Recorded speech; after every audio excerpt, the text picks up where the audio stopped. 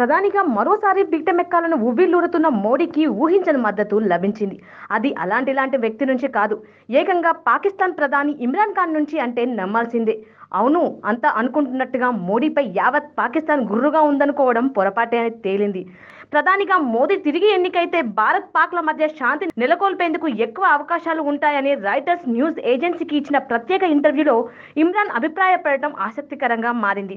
కాశ్మీర్ వివాదానికి సంబంధించి భారతదేశంతో శాంతియుత పరిష్కారం కుదుర్చుకోగలిగితే అది ఈ ప్రాంత విస్తృత ప్రయోజనాలకు ఎంతో మేలు చేస్తుందని ఇమ్రాన్ ఖాన్ అన్నారు.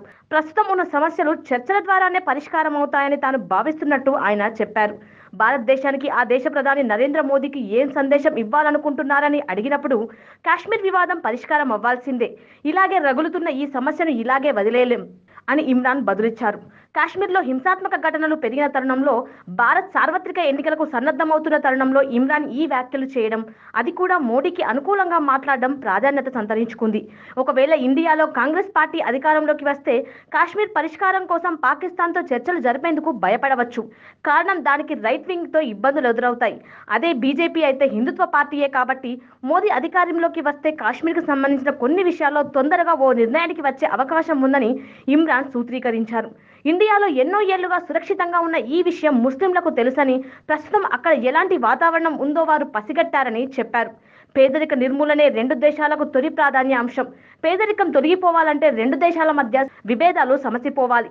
రెండు దేశాల మధ్య ఉన్న విభేదం ఒక్కటే, అదే కశ్మీర్.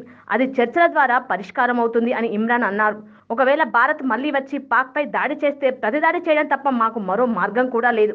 అది ప్రస్తుత పరిస్థితుల్లో రెండు అణ్వస్త్ర దేశాల మధ్య బాధ్యతారాహిత్యమే అవుతుందని నేను భావిస్తున్నానని ఇమ్రాన్ వ్యాఖ్యానించారు. అందుకే ప్రధానిగా మోదీ తిరిగి ఎన్నికైతే భారత్ పాక్ మధ్య శాంతి నెలకొనేందుకు ఎక్కువ అవకాశాలు ఉంటాయన్నారు. వాస్తవానికి ఇమ్రాన్ ఖాన్ అధికారంలో ఉన్న ఈ 8 నెలల్లో మీడియాకు ఇంటర్వ్యూలు ఇచ్చింది చాలా తక్కువ.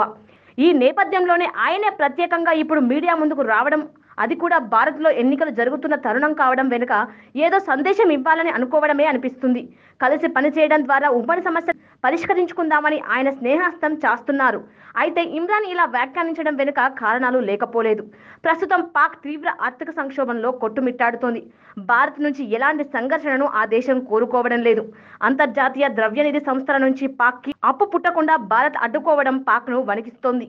ఎలాగైనా భారత్ను మచ్చిక చేసుకుంటే రానున్న రోజుల్లో తమ పరిస్థితి మెరుగవుతుందన్న ఆశతో ఇమ్రాన్ ఉన్నారు. అయితే టెర్రరిజంపై ఉక్కుపాదం మోపనంత వరకు పాక్ ఎలాంటి ట్రిక్స్ ప్లే చేసినా అది వృధా ప్రయాసే అని చెప్పక తప్పదు.